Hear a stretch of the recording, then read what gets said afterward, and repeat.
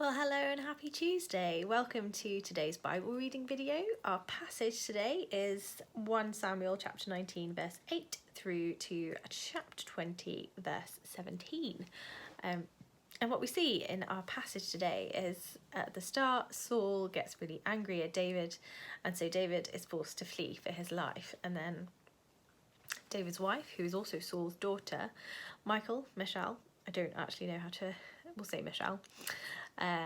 So Michal helps her husband escape by putting a fake David in the bed to confuse the king's soldiers when they come to arrest David.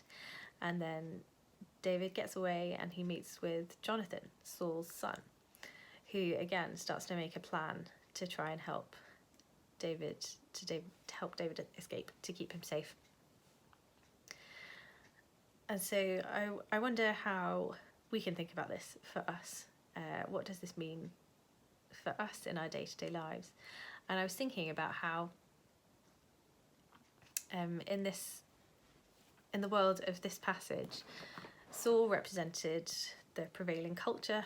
His word was law, and then his children really were committing treason by disagreeing with the king to try and keep David safe. And so what does that look like for us? What is the prevailing culture? And what kind of subversive things do we, as God's people, as God's children, what do we get to do that goes against culture, against what's expected, and instead builds the kingdom of God?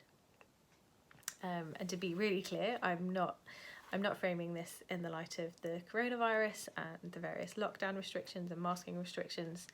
I'm all for following the guidelines and mask wearing and social distancing and all sorts.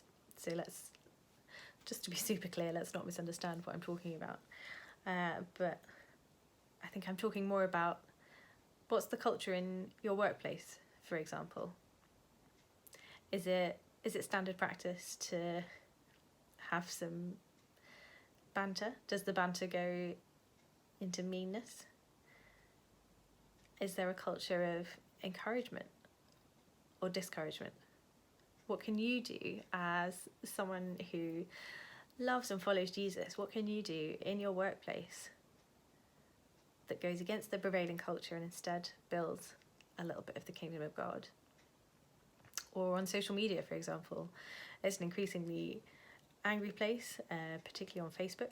And I find for myself, I don't like going on Facebook at all outside of my work time if I can help it. But actually, what if I decided to show up and speak and try and speak truth, try and speak light, try and speak life, try and speak encouragement in a place that seems increasingly dark? What are the areas in our day-to-day walking around lives where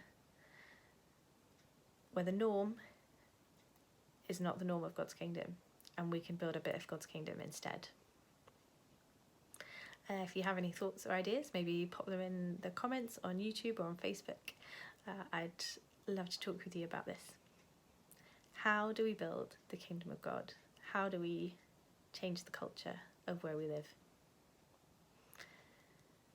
Thanks for listening, watching, and I'll see you tomorrow.